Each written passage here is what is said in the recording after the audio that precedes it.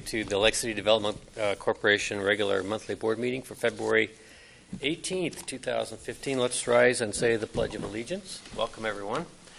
Justin, you want to lead us? Pledge allegiance to the flag of the United States of America and to the republic for which it stands, one nation under God, indivisible, with liberty and justice for all. Thank you. First item would be public comment. Anybody here would like to address the board? Seeing none.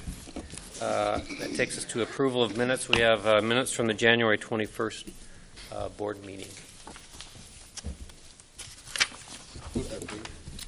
Second. Moved and second to approve the minutes of the January 21, 2015 board meeting minutes. Any questions, comments, or corrections? Seeing none, all those in favor say aye. Aye. Aye. Any opposed? Motion carries. Okay, CDA 2030 Visioning Project update. Nicole Kaler is here to give us a little update on CDA 2030. Welcome. Thank you. So just a quick update on what's happening with Coeur d'Alene 2030. We recently have received notification from the IRS that we are approved 501c3, so we're very excited about that. Contributions to our organization will be tax deductible as of September 29th. We'll also have opportunities to pursue other grant options and funding sources, so we're really excited about that. In addition to that, we have completed restructuring our organization so that we are an independent nonprofit. We also have completed fundraising efforts for this fiscal year, which is October 2014 through September 2015. Recent contributions include Lewis Clark State College, Coleman Engineering, Title I Corporation, Kootenai Health, Inland Northwest Community Foundation, and JUB Engineers. As far as our leadership and structure goes, we have recently established 3 subcommittees under our board of directors, and those are offering deliverables in 3 focus areas. The first one is our implementation planning committee. What we have done is assigned a board member to each of the 6 focus areas in our implementation plan, and they will act as a liaison for that focus area. The main goals are that we continue communication between our board and the lead partners, encourage activity throughout the year and up to 2030, and then communicate to the greater public about ongoing progress of each action. The second committee is our Communications and Outreach Committee. We hope to continue to engage the broader community in what we're doing over the course of the next years, share our vision, and make sure that they're aware of where they can fill in with our implementation plan. We also want to continue to feature projects that are underway and complete for the community. Our last committee is the Sustainability Plan Committee, and this is really a requirement of our Inland Northwest Community Foundation grant. Their requirement is a 3-year business plan to show what our ongoing project direction and sustainability will be. So that will feature our organization's mission, leadership, a work plan, marketing and outreach, and then, of course, a financial sustainability plan. As a part of the work that we've been doing to help support implementation throughout our community, Coeur d'Alene 2030 also has organized a grant writing team to apply for the America's Best Communities grant application. Just this last month, Hillary Anderson, the planning director, and I were selected to go to Nashville, Tennessee to go to a special announcement about this grant. So there we were able to kind of share information about Coeur d'Alene, our vision, and what our proposal will be for, get some direction about our proposal for this grant. So it is a multi-year grant and multi-level. It will be over the course of 3 years, and we can be awarded up to $3 million. So that's what we are doing right now. Does anyone have questions about any other activities that we're taking part in? Just a couple quick questions, Nicole. We mentioned the tax deductibility as of September 29th. Is that of 2014? 2014. Yeah, so you backdate to your application date. Yes. And what's the this grant? What's the source of the fundings for that? Is that private or public money? Well, actually, Frontier Communications put together this grant, so they're the lead on it. But Dish also joined, as well as CoBank. Okay. Other questions of Nicole? If you obtain this grant, what would the money be used for? Our proposal is around healthy communities, specifically the HEROES project. I'm not sure if you've heard Dr. Abate's proposal on a community health center. And so that's specifically what our proposal is about, and it would go towards funding that project. Scott. Please remind us and the viewing public then what your website is so we can look the things up. Sure. It's www.cda2030.org. Thanks. Other questions of Nicole? Was there a dot between CDA and 2030 or just CDA 2030? Just CDA 2030. Thank you. Sorry about that. That's okay. Sounds great. Deanna. So Nicole, you're talking about getting grants is mostly what you talked about. So what are you moving forward on as far as the 2030 planning and so on and so forth is concerned? As far as the implementation plan? Mm-hmm. Well, right now we're working on making connections with the lead partners and really making sure that they're aware of their role in the plan and our role in supporting them. A few actions have really moved forward quickly, such as Gizmo Coeur d'Alene, which is the Coeur d'Alene makerspace. As you know, Four Corners Project is out there, and they've implemented 7 of our action items in their proposal and their master plan design. And so some partners are taking the initiative to move forward, and maybe it's because there's resources or funding available, but we want to make sure that we are reaching out to each lead partner and asking them how we can help support them and making sure they're aware that we will be continuing to work with them over the course of the next 5 years. And give me an example, please, of how you work with a group or... Well, really, these committees have just been set up, but our ideas are to first reach out to them by letter, just to kind of give them a broad overview of what they agreed to. A lot of organizations may have agreed to a specific action item, such as maybe the president of the corporation, but really the person implementing it might be the project manager or something else. So we want to make sure we have the right contact. Then we'll be having some communications with them about how we can help them help facilitate the process. And then at the end of the year, each year, we will have a monitoring process to track movement in our implementation plan and make sure that everything is accurate. Okay, thank you. Nicole, just to comment, funding for these initiatives is going to be the big challenge, probably one of the biggest challenges you're going to face over the next few years. And I'm recalling back a few years ago when I think a number of entities, the city, ourselves, and maybe seems like one other, shared in a grant writing professionals contract. I'm wondering if you have any engagement with any professional grant writers, or maybe that expertise is somewhere on your board, and if that would be available to some of these partner organizations, perhaps, to help them raise the funds they need. I'm not sure specifically if we have any contact that would call themselves an expert. We have many board members, such as Charles Buck, that have done a lot of grant writing and are willing to sit on some of these teams and such. So I foresee that there'll be further development with that kind of support. And I just think having some professional expertise available as people put grants together could pay some great dividends. Other questions of Nicole? Well, we thank you for your update. Keep up the good work, and we'll look forward to our next report. Thank you.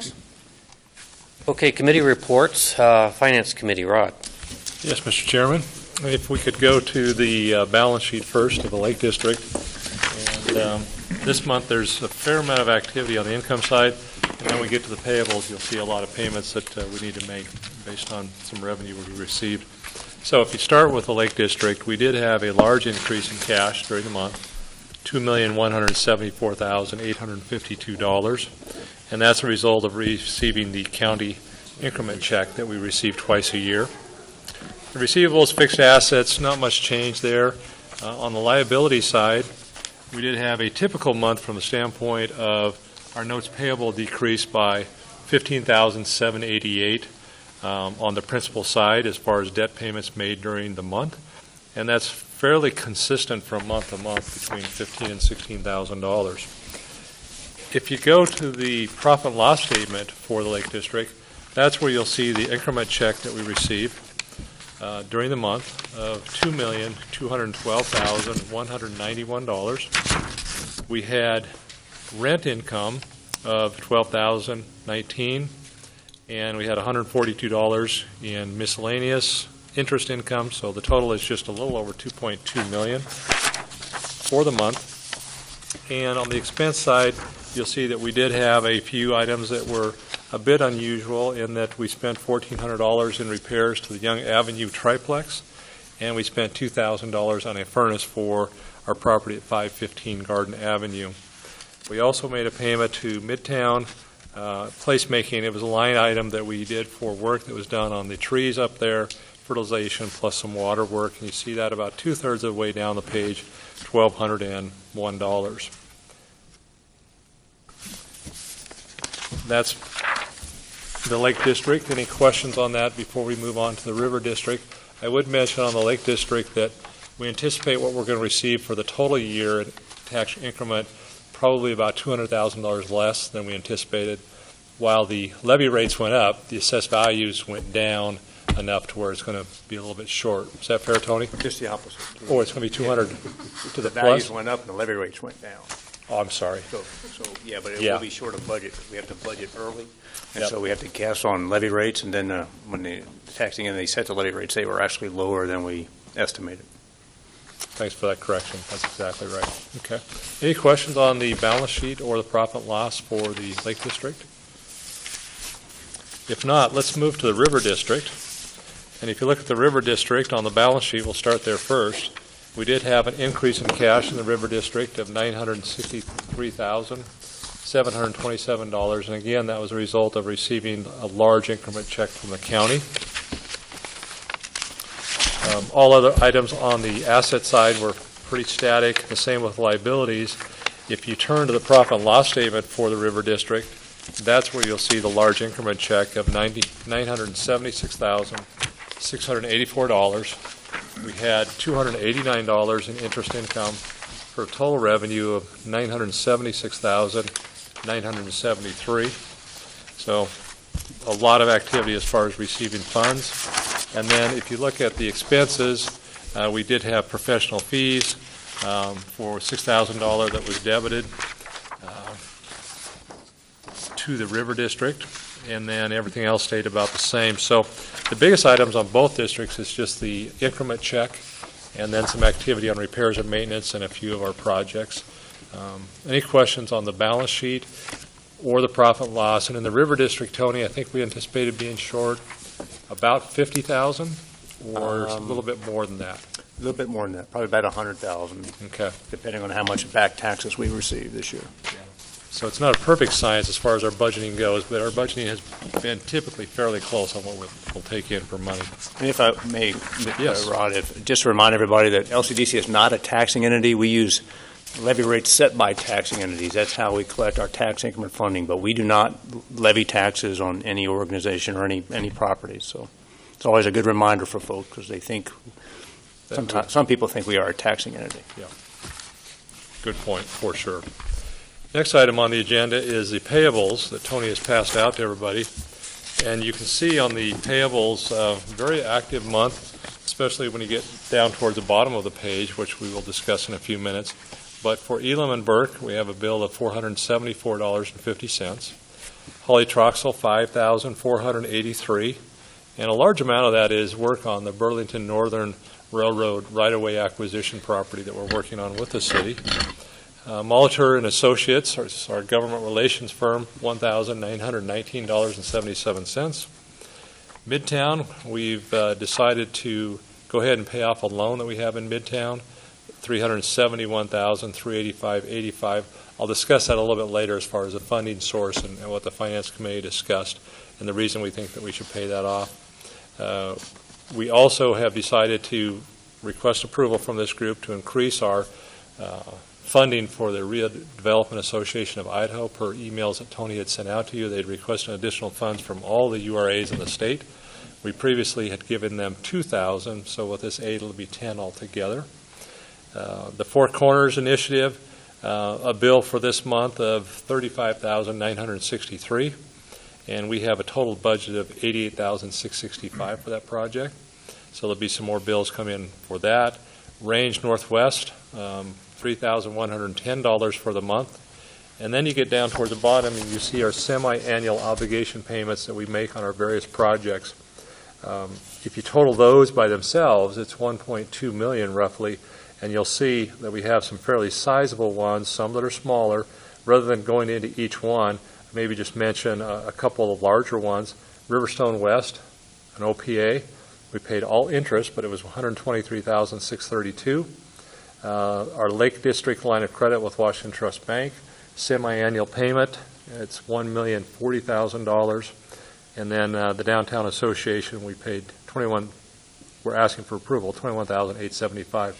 As you recall, on several of these obligations where we make payments, we cap the total interest that we would pay. And then after we reach that level, everything goes to principal, depending on how that particular project is going. So that does save us some money as far as the unknown of how long that interest will carry. So you add all that up, and it's $1.6 million, $1,668,108.38. But for sure, the largest items are our payments. Tony, I'll have you describe the situation with Washington Trust Bank on the payment and also the release of some funds that we have pledged. And then I can go back into why we want to pay that off, if you don't mind. Okay, as Rod shared, your semi-annual payment to Washington Trust on our $16.7 million note is $1,040,000 right now.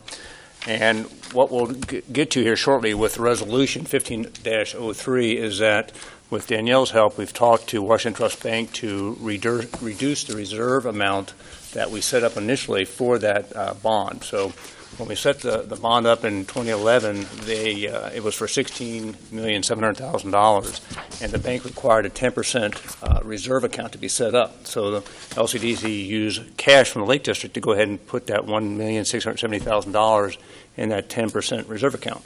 So with all said and done, we have an outstanding balance now of a little over $12 million on our Lake District note.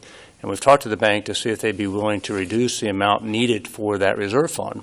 And they agreed to reduce that to $1.3 million. So that frees up $370,000 in cash that goes back into our Lake District account that is free to spend on any initiative the board so chooses.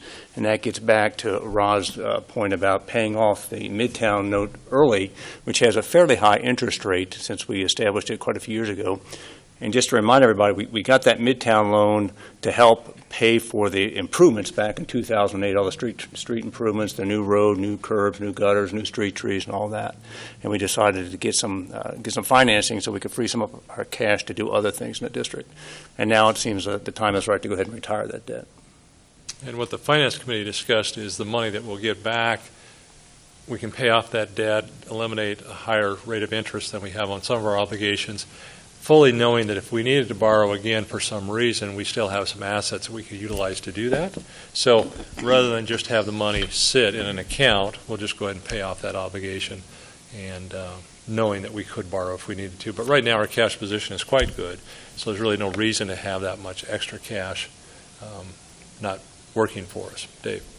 Rod, did you want to talk about the unique, I guess, collateralization that loan had on some property, and this will free up that? Yeah, when this loan was set up, and Tony can correct me if I misstate anything, we pledged to the bank with a deed of trust properties up there for the loan at the time. And by paying this off, of course, those properties get released, and most of our obligations that we have are based on our income not necessarily collateral, although we do have some that are set that way for sure. So this just frees that up. And Tony, you might give a little more flavor to when it was set up if you want to, but it just cleans up our balance sheet a bit. And the interest rate that was higher, I think it was about 4 3/4, something around there. It's 4.8%. 4.8. So, and So that's significantly higher than most of our other borrowing. yeah, rates have come down significantly since we borrowed that money. I did not bring the note with me that lists the individual properties, but I think there was 4 properties that we had tied up as collateral on that note, but I can't remember the discrete properties. So, Can I clarify too that the way we have this reduction in the reserve fund set up, it's actually just going to offset your payment that's due in February that you're paying now. So really, those funds will go to pay the payment, which will mean you have other funds to go to pay off the Mountain West note. Right. For tax purposes, the IRS likes you to spend money that's held in reserve on the bond. So I just wanted to make that clear. It's all, money's fungible, obviously, but we'll just pay less to Washington Trust and have more cash available to pay off the Mountain West note. Good clarification, because I know those are important on how we do that. So, any questions on the payables? They're fairly significant, but they always are twice a year when we're making payments on our obligations. So Rod, next month we should see I guess a reduction in our other assets where we have the WTB bond reserve shows up on our balance sheet by at approximately $370,000. Yeah. Okay. I would make one other comment on the Redevelopment Association of Idaho request. It's significantly more than we've paid the last couple of years, and in my view, it's a one-time thing, and it's come about because the legislature has a working group looking at taking a very comprehensive look at urban renewal law in the state. I expect we'll see some legislation come out, or if nothing else, maybe drafted for consideration next year. In effect, that working group is being staffed by the attorneys for the association. So they're putting in a lot of hours, and they're basically doing the research for the working group. So I look at this as we're paying for the staffing of that endeavor that the legislature has decided to undertake. Kind of an unfunded mandate. It is, but it needs to be done, and it's good time well spent to look at those statutes and figure out what might be changed and how to go forward. So that's just some sort of background for that sort of extraordinary request. And they've asked for contributions from all the URAs, and a number of them are doing the exact same thing we are. Dollar amounts are different from each group, but Similar amounts for agencies of our size and scope. Yeah. Any other questions or comments for Rod? With that, I entertain a motion to approve the financials and the payables. I would move to approve the financials and the payables. Second. Moved and seconded. Any discussion? All those in favor say aye. Aye. Any opposed? Motion carries. Next item on our agenda, Mr. Chairman, is Resolution 15-03, and I will allow Tony to review that with the group, if you would, please. I will do that. I'll do a little bit better job than as I did earlier, but also because I'll read from my prepared comments. You bet. So, as background, via Resolution 1106 adopted by the Board on August 25th, 2011, Lcdc entered into a note purchase security agreement dated August 25th, 2011 with the bank, which is Washington Trust Bank, under which Lcdc borrowed $16.7 million, or up to. That was our note amount. Evidenced by the issuance of its Revenue Allocation Note Series 2011. As part of the note, a reserve fund was established with the bank that equaled 10% of the note's value, or $1,670,000. LCDC issued the note on September 27, 2011, and the outstanding principal as of February 1st of this year was $12,095,902.25. So, as I shared earlier, LCDC has requested that the bank, and the bank has agreed that the amount of the reserve be reduced to reflect the current outstanding balance. So, the agreed to amount of the reduced reserve is $1,300,000.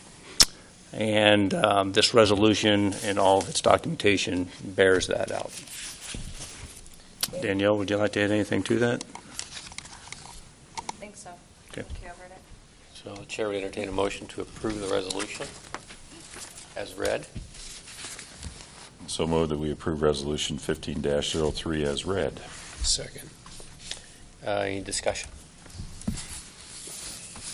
So we need a roll call, don't we? Yes, sir. Roll call. Goodlander. Yes. Hassel. Yes. Jordan. Yes. Davis. Aye. Caldwell. Aye. Hoskins. Aye. Druffel. Aye. Patzer. Aye. Arman. Yes. Motion carries. That's all I have, Mr. Chairman. Thank you, Rod, for that. Finance Committee. All right, Housing Committee, Commissioner Goodlander. Well, at the present time, we don't have any report, so we'll make it short and sweet. All right, thank you. Parking Committee, Commissioner Jordan. Let's see, Mr. Chairman, the Parking Committee had some discussion, didn't take a lot of action last time. One of the things they're working on is they're going through the inventory of parking signs and trying to make sure that they're all saying the same thing and in compliance with each other. And also, they're working on an amendment to make holidays when it says when it mentions holidays on the sign. This is what the city has recognized as holidays isn't necessarily in line with federal holidays, so they're trying to tie that into federal holidays so there's no confusion for people. And another thing, they're doing some working on updating some ordinances. Sometimes the employees will, park for 2 hours, and they'll try and move their car a space ahead, and park another couple hours downtown, things like that. There's actually a 300-foot rule, so it says if you're going to move your car for the next 2 hours, you have to move it at least 300 feet. You can't just move it to the next space if you're trying to get another 2 hours free. So anyway, they're looking at eliminating that rule and just saying that you have 2 hours free each day, regardless of where you park downtown. I'm not sure how Diamond will keep track of that, but they're trying to stop some of the cheating like that by some of the employees to make sure there's more parking available for the customers that come downtown. And trying to, get the usage of the parking garage increased. And also working on handicap parking spots and bringing those into compliance. They're also looking at putting some handicap spots on some of the other side streets other than Sherman Avenue. And so I guess that's that. Our next meeting is on April. That's my report. That's a good question, Brad. On the parking structure, say 2-3 weekends ago when it's not very busy, and you go in and you want to park and use a park, do you still need to get the ticket? Is Diamond still work that parking lot in the off-season months when it's really not very full? I was just curious, because I went in and I didn't know what to do. They still patrol it, and, I think we need to try, they've improved the signage, and I think we need to try and simplify that as much as we can, because sometimes, it even, if I wasn't on the parking commission, it probably would be even more confusing for me trying to figure out those ticket kiosks and all that, and what do you have to do. But yeah, you have to get the ticket for your 2 hours free parking, I think, and they're looking at trying to kind of relook at that. There was even some talk about having an attendant there again to simplify. I don't know if that'll go anywhere or not, but so they monitor that year-round. Yeah. Okay. I Yeah, thought they and did. if you're in downtown San Francisco or Seattle, people are pretty used to this kind of stuff, but not really in Coeur d'Alene, so it takes a little getting used to. And I think we need to do everything we can to simplify that for people. Mm-hmm. Okay, thanks. Yeah, you bet. So Brad, they are looking at maybe reinstalling an attendant. Is that what they're talking about? I said that, yeah, there's some there was a little bit of discussion about that, and so I don't know if that's how much energy that has, but that was just brought up. Do they think that one of the reasons the usage of that parking lot is low is because of the machines? I think that's part of it. I think also the rates at the parking garage are $35 a month. They used to be $20, I think, before the parking garage was built. And I think some of the long-term parking is going to some of the other private lots and diamond lots around the downtown. So I think they probably should maybe look at lowering that to be more competitive. So is that a discussion that's ongoing? Is that something that the city has to decide, or does the parking commission make a recommendation? I think they'd make a recommendation to the city. So if people really think that that's a matter of concern, they could contact the parking commission? Who chairs that, Brad? Gary Stark. So just to remind people watching at home that Commissioner Jordan sits on the city's parking commission as liaison for our group. Correct. That commission is not part of our structure. And we don't control parking at McEwen. So just Correct. letting you know that these are not decisions that we've necessarily made. So, yeah. I You're think making that- sure to pass that off. I am passing that along. Yeah, and I think it's a good comment that if you have concerns about the parking, how it works, call City Hall and they can get you in touch with the parking commission. Yeah, if you just call the main City Hall number at 769-2300 and tell them that you have comments about parking, they can direct you. Once you've used that kiosk a couple of times, then you figure it out. It's not very hard. But the first time, yeah, if they had somebody there, maybe busy summertime, showing people how to do it for a few hours, it might help. I agree. Yeah. I totally agree. Yeah, just an assistant of some sort. Good idea. Yeah. So we'll talk about that some more at the April meeting. We have a meeting on April 7th. Okay, other questions of Brad on parking? Seeing none, let's go to Thanks. thank you. Let's go to communications. Dave. Thanks, Mr. Chair. Just a couple of quick things. The first thing is the edited video that we had put out a couple of years ago, educational about who we are, how we got to where we are, how we're going on in the future. That final version should be hitting you all's mailbox here. Thank you, Eden. Tomorrow. So peruse that thing and give me any comments that you might have on that. The other thing is the COM committee is going to be meeting next Monday, I believe, at Tony's office at 4 p.m. It's kind of a follow-on to our initial meeting concerning a couple of the initial elements of our communication strategy, which this one primarily is going to be focused on alternative names for us. So look for some information from that. And then the last thing is our electronic newsletter will be going out tomorrow. Correct, Tony? Correct. So that's all I have, Mr. Chair. All right, thank you, Dave. Yeah. Any questions of Dave? All right, Mick, Jobs Committee. No report. Nothing this last month. Yeah, I see there's No jobs. no action on the No joint jobs. building yet, but we should have something by next month. Getting closer. All right. Executive Director's Report, Tony. Just one item, Mr. Chairman, just an update on the Four Corner project, and unison with Commissioner Patzer here, that just let everybody know, remind everybody that next Wednesday, the 25th, there will be the second open house here in this room at 6 o'clock to look at the next iteration, refined iterations of the concept. I think it'll be a very good session for everybody if you have the time to come and look, because there have been some changes made and some refinements made, I think are very proactive.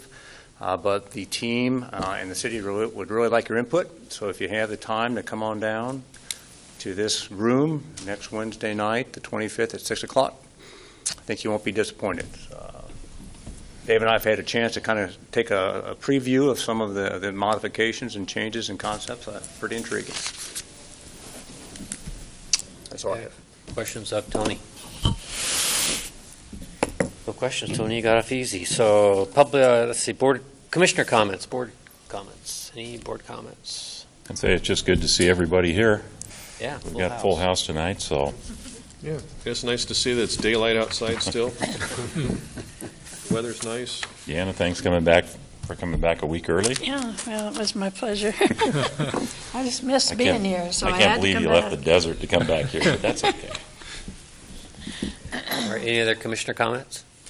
Public comment. Anybody else in the audience like to address the board?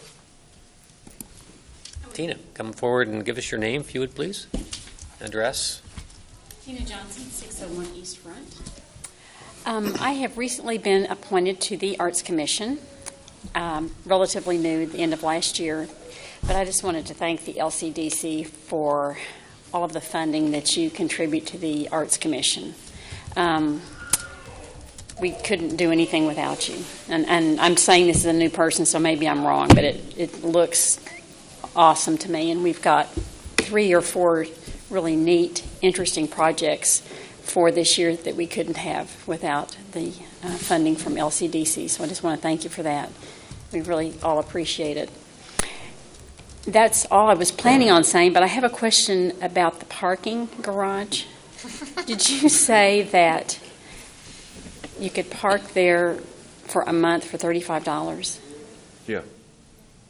That is unbelievable, that you could pay anywhere in a downtown covered parking garage for almost $1 for 24 hours. That is the best deal I have ever heard of. If you're in Seattle, that seems like a really good deal. Well, In Coeur d'Alene, not everyone thinks that, but it's I think it's a Not bad. terrific, screaming deal. Thank you. Thank you. Tina? Tina, question. Can you just tell us real briefly the 3 or 4 projects that your group is working on? There's 3 different murals that were approved last night. One of them is one of the underpasses where the Prairie Trail and the Centennial Trail meet. And then one is on 15th, and then the wall in Sherman Park. Okay. So those are 3, and there's a lot of utility box wraps that are planned to do this year. Sure. I don't want to be quoted that we're going to do this for sure because like I said, I'm new enough that I'm not sure how the progress works on this, but those are some of the things that were talked about last night and passed. All right, thank you. Dave. Tina, I'd just like to publicly thank you and your husband for your support. I know that's a highly funded position that you have had as a community volunteer in the last several years, and I appreciate your work on the McEwen Steering Committee and now the Arts Commission. And you and your husband have totally embraced the concept of urban living, and I sincerely appreciate the efforts on the quality of life for people in Coeur d'Alene, so thank you. Yeah, you're very welcome, and the McEwen Steering Committee has just been one of the highlights of my life. Through the ups and downs and good and bad, it's been a fantastic I know, I was experience. speaking on that committee that Tina was one of those people that was always very much in the harness and pulling hard for that process. Thank you. Thanks, Tina. Thanks. Anyone else? Just want to thank you all again for letting me sit on the LCDC spot on the Parking Commission. I really You're very appreciate that. Brad. We appreciate it. Give your number for those Your weekend service. calls. Is parking down there, Brad, kind of like if it fits? If you can get it in there, it's okay to park it for $35 a month? And I like guess do a my lot of people boat think storage. that. Okay. Yeah. Yeah, that almost is cheaper than boat storage. Oh, heck yes. Okay. Having finished our second public comment session, we're ready for a motion to adjourn into executive session under Idaho Code Section 67-2345, subsection 1, subsection C, to conduct deliberations concerning labor negotiations or to acquire an interest in real property which is not owned by a public agency. That should say and. Let's say and instead of or. Both. Yeah, we're going to be talking a little bit about both. Okay. So I'd entertain a motion to approve that. So moved. Second.